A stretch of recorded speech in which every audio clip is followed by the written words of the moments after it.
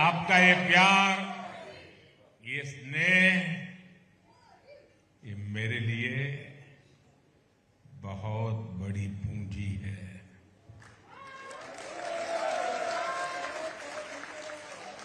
आपके बीच आना, आपके साथ समय बिताना और ये पल जीवन भर मेरे साथ रहेंगे।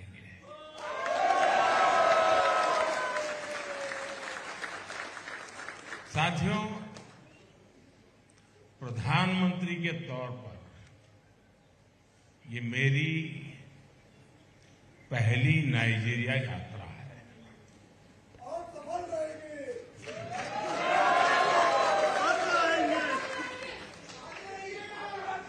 लेकिन मैं अकेला नहीं आया। मैं अपने साथ भारत की मिट्टी की महक लेकर के आया।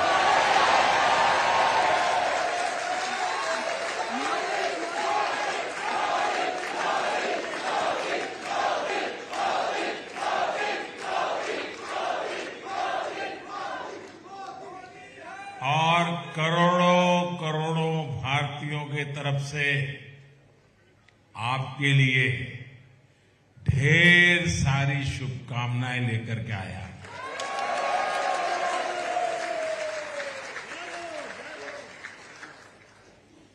भारत की प्रगति से आप खुश होते हैं और यहां आपकी प्रगति पर हर भारतवासी का सीना चौड़ा हो जाता है।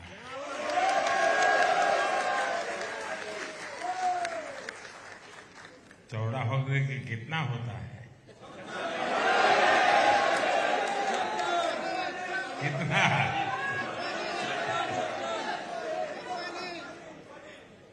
मेरा तो 56 हो जाता है।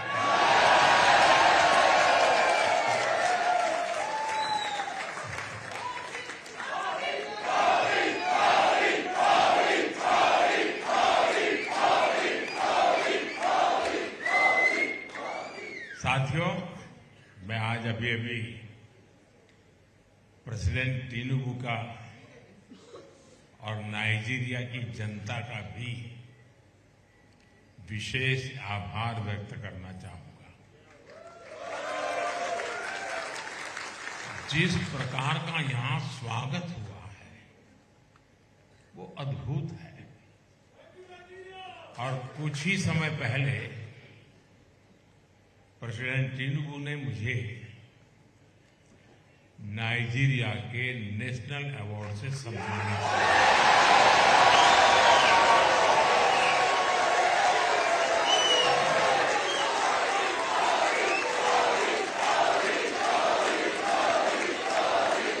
ये सिर्फ मोदी का सम्मान नहीं है, ये सम्मान भारत के करोड़ों करोड़ों लोगों का है और ये सम्मान आप सभी का है, यहां रह रहे भारतीयों का है।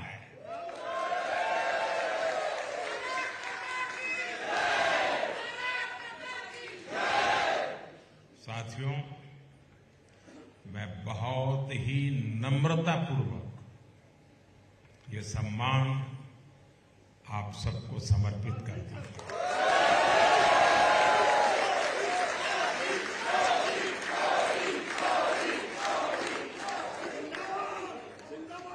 साथियों, प्रेसिडेंट टिनुबू से बातचीत के दौरान वो नाइजीरिया की प्रगति में आपके योगदान की बार बार तारीफ कर रहे थे।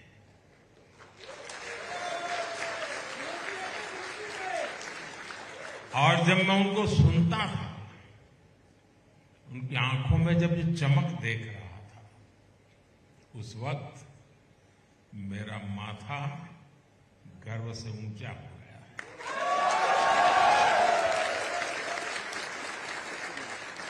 जैसा कोई फैमिली मेंबर करियर में बहुत ऊंचा पहुंच जाता है और जैसे उसके माता पिता को, उसके गांव वालों को उस पर गर्व होता है, वैसे ही भावना से मैं भरा हुआ हूं।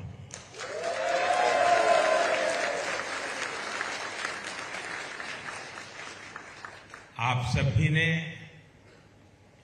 नाइजीरिया को सिर्फ अपना परिश्रम, अपनी मेहनत ही नहीं दी है, आप लोगों ने नाइजीरिया को अपना दिल भी दिया है।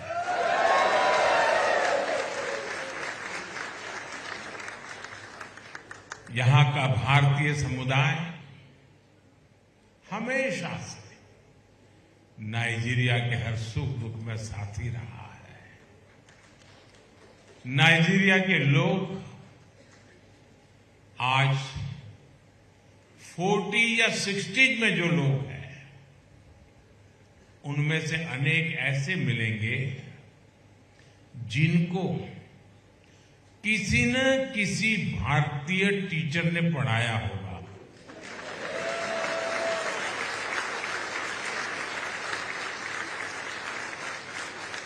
यहां बहुत सारे भारतीय डॉक्टर हैं जो नाइजीरिया के लोगों की सेवा कर रहे हैं। नाइजीरिया में कितने ही भारतीयों ने अपना बिजनेस एस्टैब्लिश करके इस देश की विकास यात्रा में सहभागी बने हैं। आजादी से भी बहुत पहले किशन चंद चेलाराम जी यहां आए थे।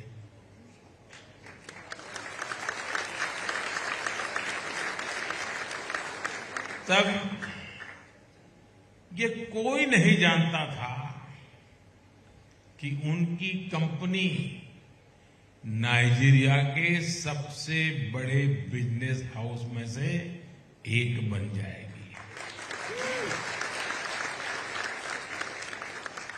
आज भारत की अनेक कंपनियां नाइजीरिया की पूरी इकोनॉमी को ताकत दे रही है। तोलाराम जी के नूडल्स,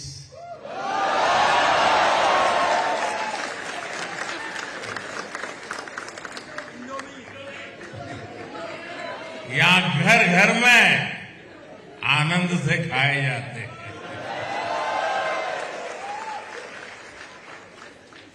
तुलसी चंद राय जी की फाउंडेशन नाइजीरिया के लोगों की जिंदगी में रोशनी भर रही है।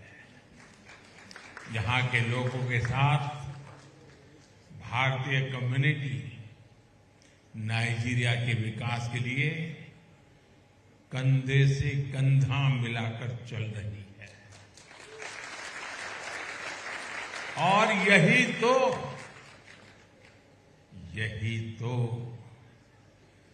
भारत के लोगों की बहुत बड़ी ताकत है, भारत के लोगों के संस्कार है।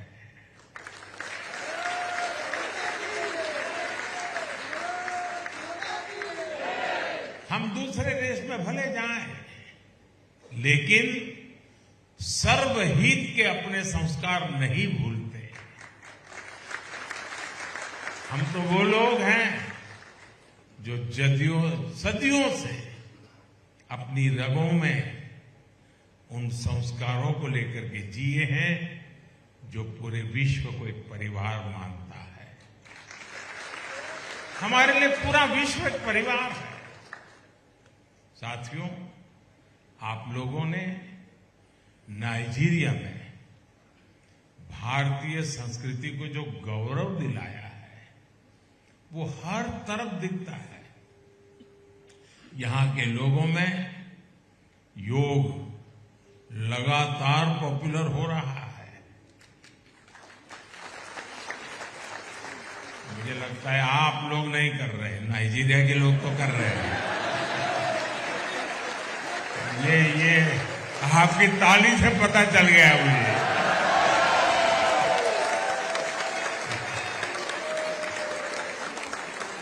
देखिए साथियों, पैसे कमाइए, नाम कमाइए, जो कमाना है कमाइए, लेकिन उस समय योग के लिए भी तो लगाइए।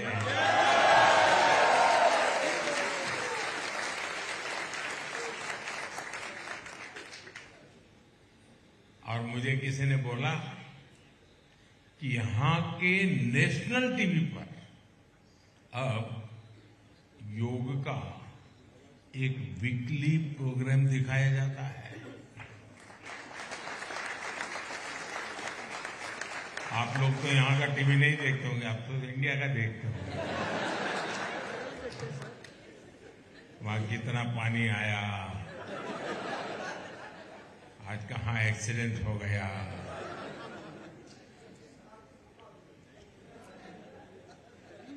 और यहां नाइजीरिया में हिंदी भी बहुत पॉपुलर हो रही है।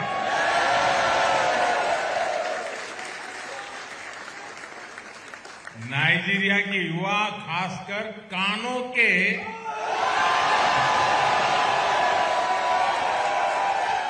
काफी स्टूडेंट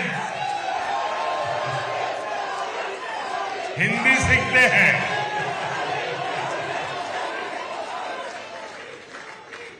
और कानों में तो हिंदी प्रेमियों ने दोस्ताना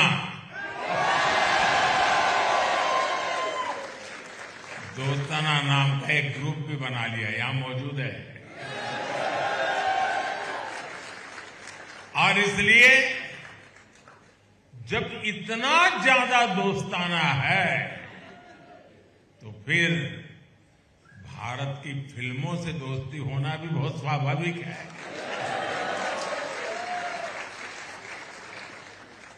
मैं अभी भोजन के समय गप मार रहा था सबके साथ, यहाँ के लोगों से। उनको भारत के सब एक्टरों का नाम मालूम है, सब फिल्मों का नाम। नॉर्दर्न एरिया में लोग भारतीय सोच दिखाने के लिए उमड़ पड़ते हैं। नमस्ते वाला,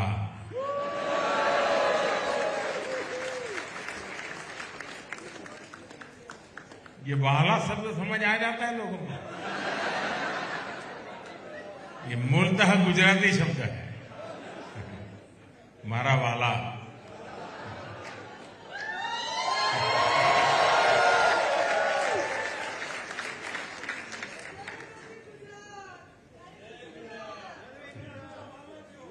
नमस्ते वाला जैसी फिल्में और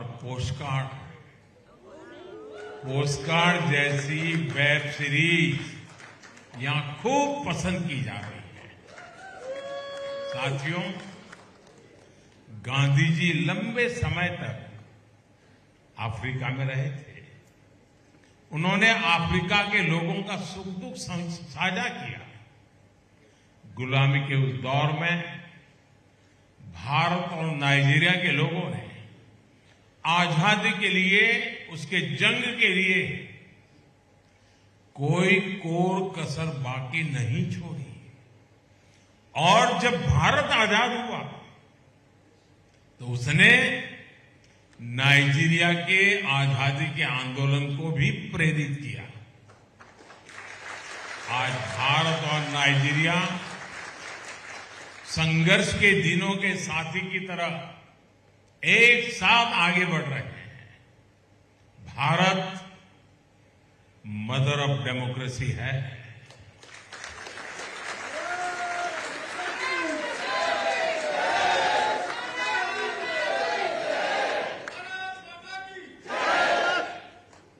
तो नाइजीरिया अफ्रीका की सबसे बड़ी डेमोक्रेसी है।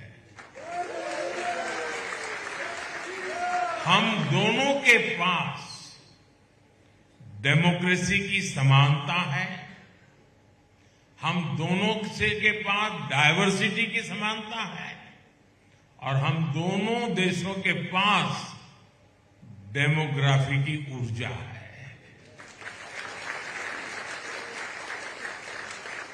भारत और नाइजीरिया दोनों में अलग अलग भाषाएं बोलने वाले लोग हैं, रीति रिवाज मानने वाले लोग हैं। यहां लेगोस के जगन्नाथ जी भगवान, यहां भगवान वेंकटेश्वरा, गणपति दादा, कार्तिकेय मंदिर डायवर्सिटी के प्रति नाइजीरिया के सम्मान के प्रतीक है। और आज जब मैं आपके बीच आया हूं तो नाइजीरिया की सरकार को इनके निर्माण में सहयोग के लिए मैं हिंदुस्तान वासियों की तरफ से आभार भी व्यक्त करूंगा। साथियों, भारत जब आजाद हुआ था तो अनेक प्रकार की चुनौतियां थी। आजादी के बाद हमारे पूर्वजों ने उन चुनौतियों से बाहर निकालने के लिए अनेक अथक परिश्रम किया और आज भारत की तेज प्रगति की चर्चा पूरी दुनिया में हो रही है। हो रही है कि नहीं हो रही है? आपके कानों पे आता है कि नहीं है? जो कानों पे आता है वो जुबान पे आता है कि नहीं आता है? जो जुबान पे आता है वो दिल में बसता है कि नहीं बसता है? भारत की उपलब्धि पर हम सभी भारतीयों को गर्व होता है।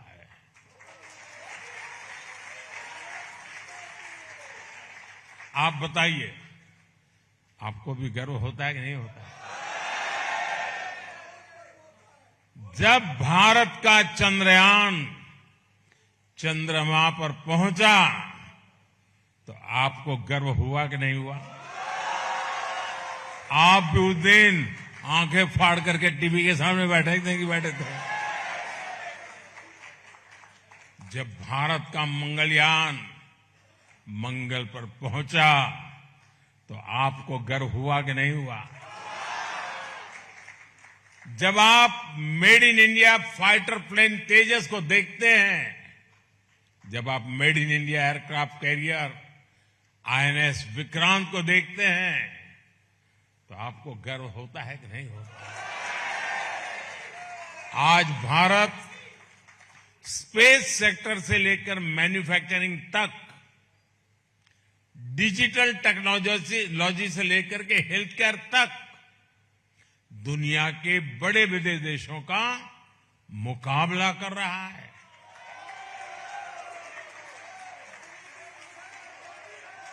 आप सभी जानते हैं, गुलामी के लंबे कालखंड ने हमारी इकोनॉमी को तहस नहस कर दिया था।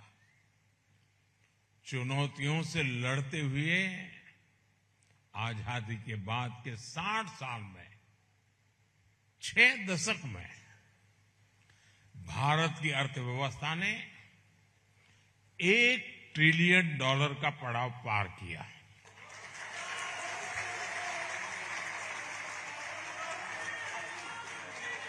कितने वर्षों में? भूल गए। कितने वर्षों में? कितने दशक?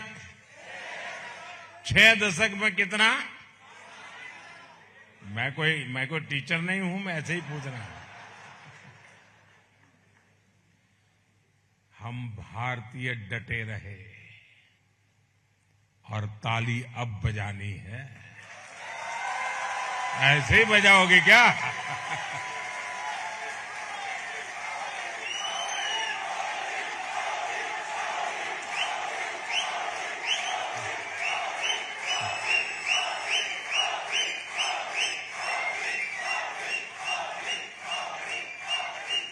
आपने ताली तो बजा दी, लेकिन कारण तो मैं अब बताऊंगा। 6 दशक में क्या हुआ वो आपने अभी ताली बजाई। अब ताली डबल बजानी पड़ेगी। बीते एक दशक में भारत ने अपनी जीडीपी में करीब $2 ट्रिलियन और जोड़ दिया।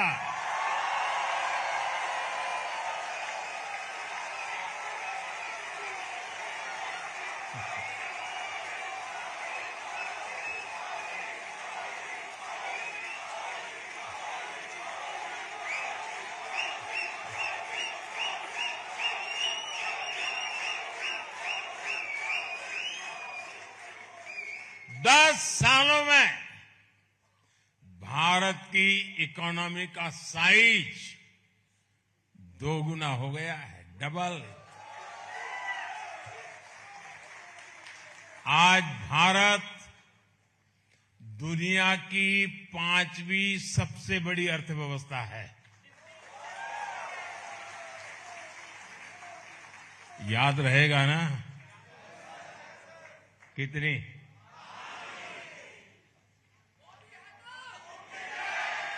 और वो दिन दूर नहीं जब भारत $5 ट्रिलियन की इकोनॉमी बन जाएगा।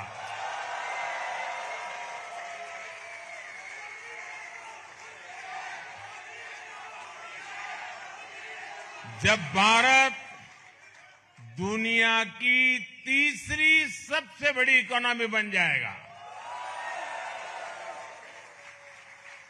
साथियों, हम अक्सर सुनते हैं कि जो लोग अपने कंफर्ट जोन से बाहर निकलते हैं वही कुछ बड़ा कर पाते हैं। अब ये बात आपको समझाने की जरूरत नहीं है क्योंकि आप यहां तक तो आ ही गए हैं। आज भारत और भारत का युवा इसी मिजाज से आगे बढ़ रहा है। इसलिए आज भारत नए नए सेक्टर्स में तेज गति से ग्रो कर रहा है। भारत का स्टार्टअप इकोसिस्टम, शायद आपने भी 10-15 साल पहले स्टार्टअप सुना ही नहीं होगा। मैं एक बार स्टार्टअप को प्रमोट करने के लिए एक कॉन्फ्रेंस बुलाई, तो उसमें एक 8-10 लोग थे जो स्टार्टअप वाले थे, बाकी सब तो अभी क्या है स्टार्टअप समझने वाले थे। तो उसमें बंगाल की एक बेटी वो अपना अनुभव शेयर करने के लिए खड़ी हुई, क्योंकि मुझे लोगों को समझाना था ये कौन सी नई दुनिया है। तो उस बेटी काफी पढ़ी लिखी थी, अच्छी नौकरी की हकदार थी और वेल सेटल थी। उसने सब कुछ छोड़ दिया। तो उसने अपना अनुभव बताया। वो बंगाली थी। तो वो अपने गांव गई। उसने माँ को कहा कि माँ मैंने तो सब छोड़ दिया, नौकरी वोकरी छोड़ दिया। तो माँ से क्या? तो बोले क्या करोगी? तो बोले स्टार्टअप करोगी। तो बोले महाविनाश।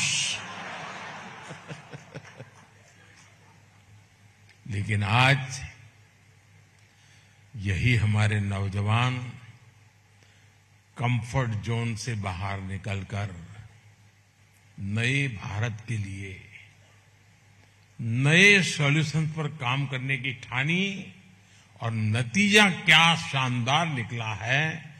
आज भारत में 1.5 लाख से अधिक रजिस्टर्ड स्टार्टअप्स हैं।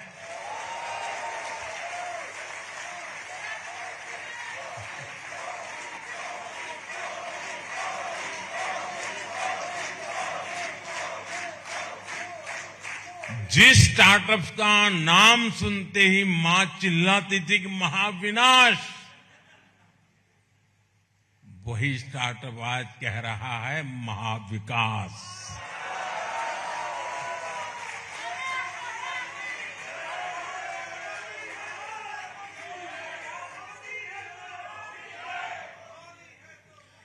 दस साल में में 100 से अधिक यूनिकॉर्न्स बने हैं। जरा मैं विस्तार से बताऊंगा तो तालियां ज्यादा बजेगी। एक यूनिकॉर्न यानी 8 से 10,000 करोड़ रुपए की कंपनी।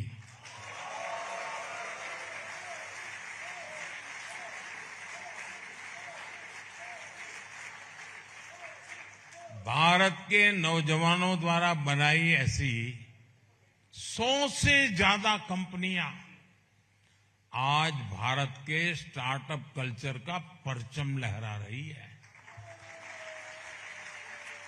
और ये क्यों हुआ? क्यों हुआ ये सब?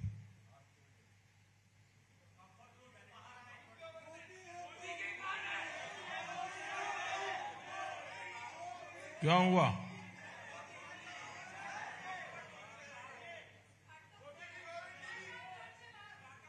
ये इसलिए हुआ कि भारत अपने कंफर्ट जोन से बाहर निकल गया।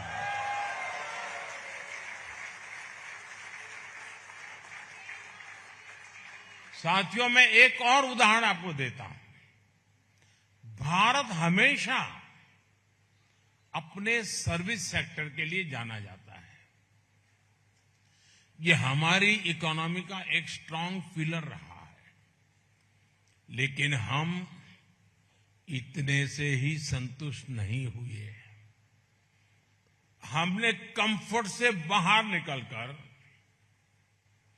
हमने एक वर्ल्ड क्लास मैन्युफैक्चरिंग हब बनाने की ठानी। हमने मैन्युफैक्चरिंग इंडस्ट्री को जबरदस्त बढ़ावा दिया। आज भारत दुनिया के सबसे बड़े मोबाइल फोन मैन्युफैक्चरर में से एक है।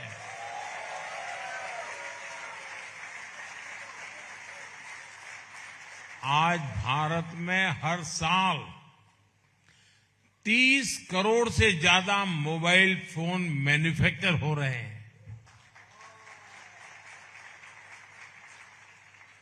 यानी नाइजीरिया को जितने चाहिए उससे ज्यादा। साथियों, 10 वर्ष में हमारा मोबाइल फोन एक्सपोर्ट 75 टाइम 75 गुना से अधिक हो गया है।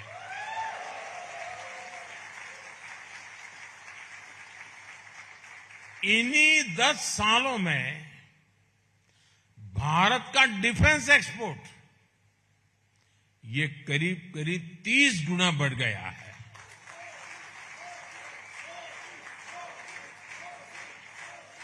आज हम दुनिया के 100 से ज्यादा देशों को डिफेंस इक्विपमेंट एक्सपोर्ट कर रहे हैं।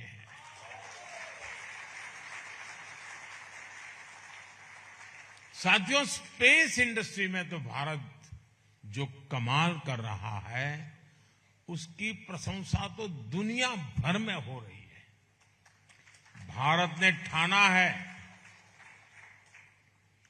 जल्द ही हम अपने गगनयान से भारतीयों को स्पेस में भेजेंगे।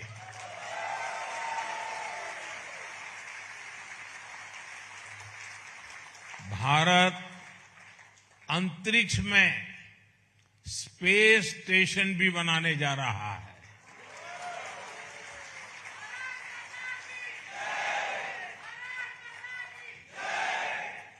साथियों, कंफर्ट जोन छोड़कर इनोवेट करना, नए रास्ते बनाना, ये आज भारत का मिजाज बन चुका है। बीते 10 सालों में भारत ने 25 करोड़ लोगों को गरीबी से बाहर निकाला है।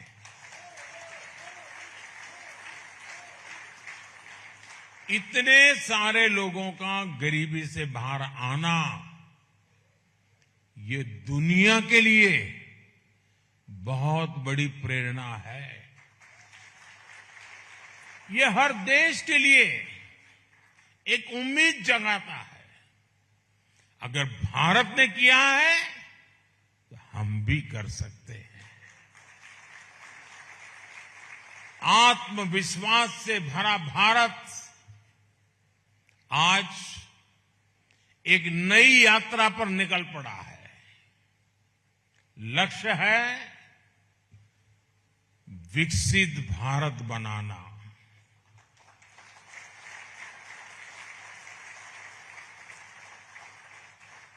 जब हम 2047 में,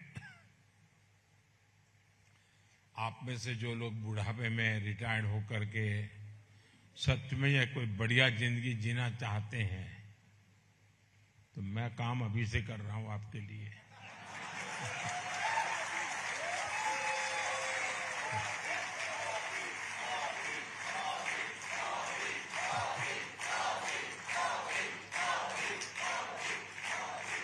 जब हम 2047 में आजादी के 100 साल मनाएंगे तो भारत विकसित हो, भव्य हो, इसके लिए हर भारतीय मिलकर के काम कर रहा है।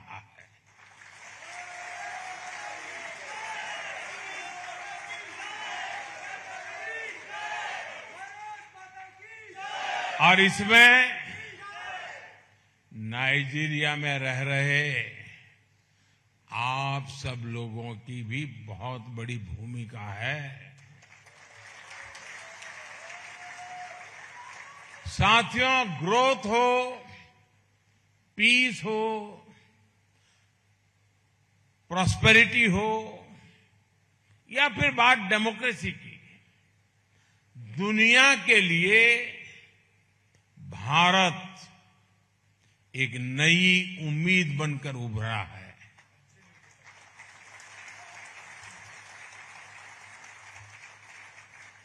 आपका अनुभव होगा, आप दुनिया में आप जहां गए होंगे, लोग आपको सम्मान की नजर से देखते हैं कि नहीं देखते हैं? नहीं, सच बताइए क्या होता है? आप जैसे ही कहते हैं ना इंडिया या हिंदुस्तान या भारत, वो हाथ छोड़ता ही नहीं है। उसको लगता है मैं हाथ पकड़ रखूंगा तो कुछ ऊर्जा मेरे में आ जाएगी।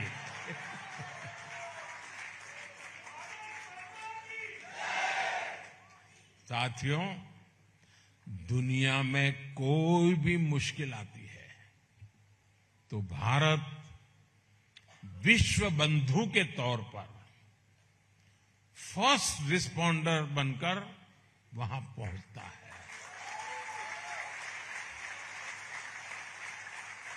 आपको कोरोना का समय याद होगा।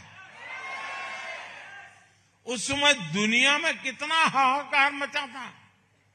हर देश वैक्सीन के लिए परेशान था और संकट की उस घड़ी में भारत ने ठाना कि ज्यादा से ज्यादा देशों को वैक्सीन दी जाएगी।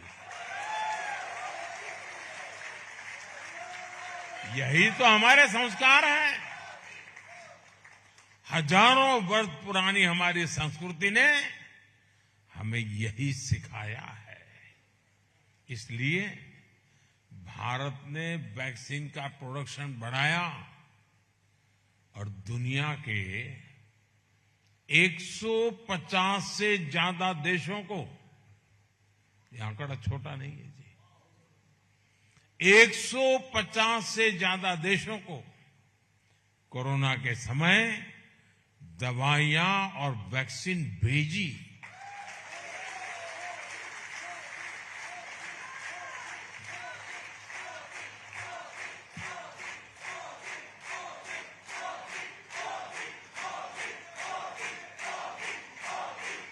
नाइजीरिया समेत अफ्रीका के कितने ही देशों में भारत के इस प्रयास से हजारों लोगों का जीवन बचा।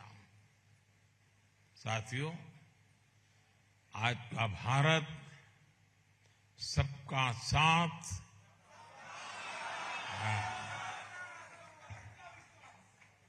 सबका साथ, सबका विकास पर यकीन करता है। मैंने नाइजीरिया समेत अफ्रीका के फ्यूचर ग्रोथ के एक बड़े केंद्र के रूप में देखा है। पिछले 5 साल में ही हमने अफ्रीका में 18 नई एम्बेसी शुरू की है।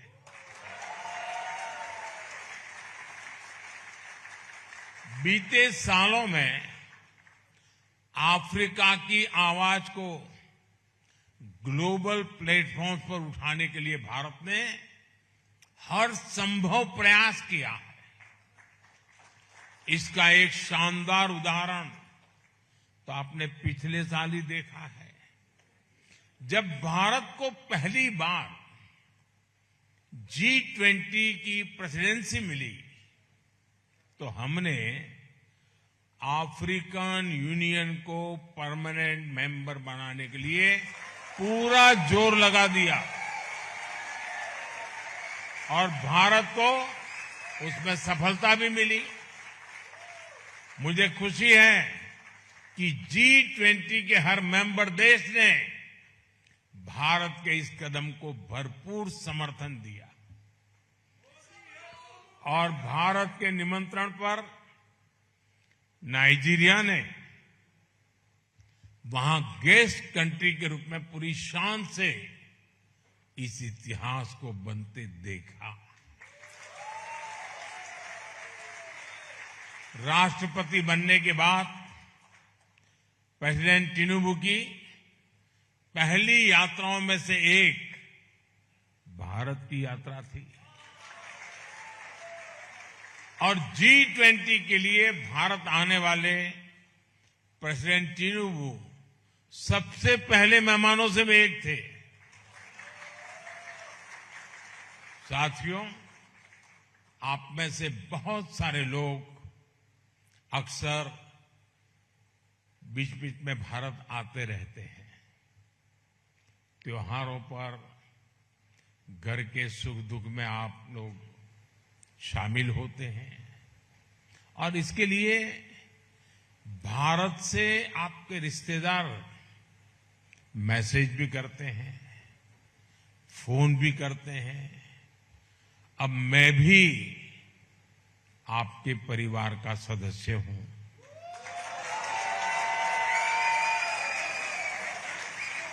खुद आपके बीच हूं तो मैं भी आपको एक विशेष निमंत्रण देना चाहता हूं।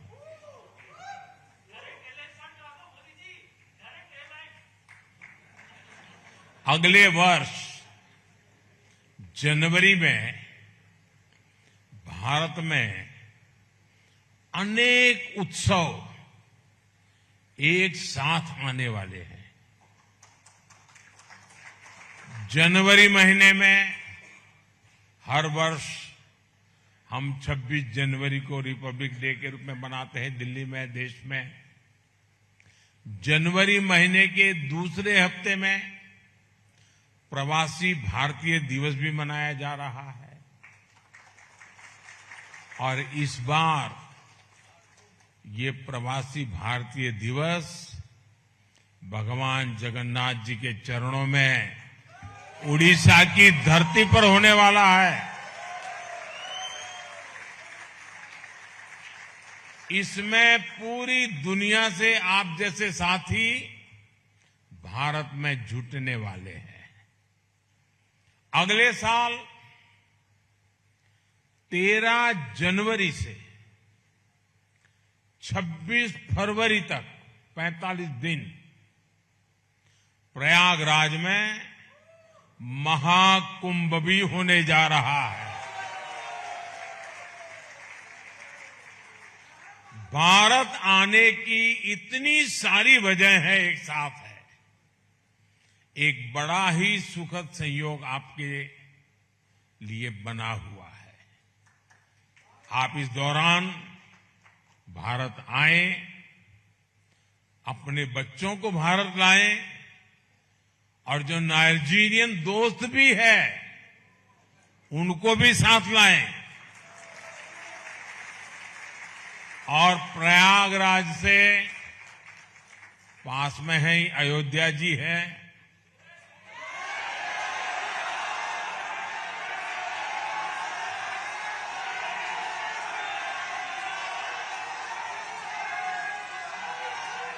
काशी भी ज्यादा दूर नहीं है। कुंभ में आए तो आप वहां जाने का भी प्रयास करिएगा। और काशी में जो नया विश्वनाथ भगवान का धाम बना है, पूरा देखने जैसा है। और अयोध्या में 500 साल बाद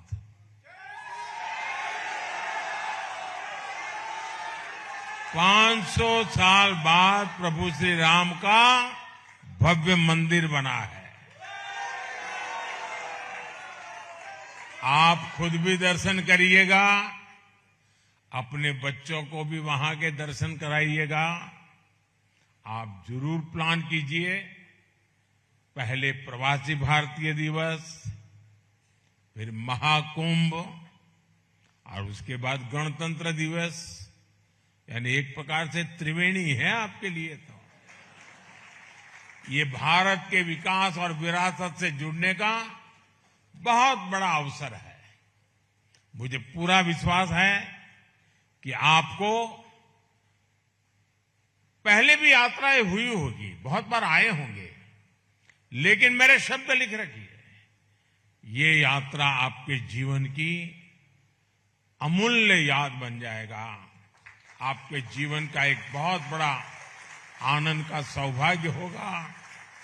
एक बार फिर आप सबने, कल से मैं आया हूं तब से आज तक, जो उमंग, उत्साह, प्यार दिखाया है, इतना समय निकाला है, मुझे आप सबके दर्शन करने का सौभाग्य मिला है। मैं आप सबका बहुत बहुत आभारी हूं। मेरे साथ बोलिए, भारत माता की, भारत माता की, भारत माता की। बहुत बहुत धन्यवाद।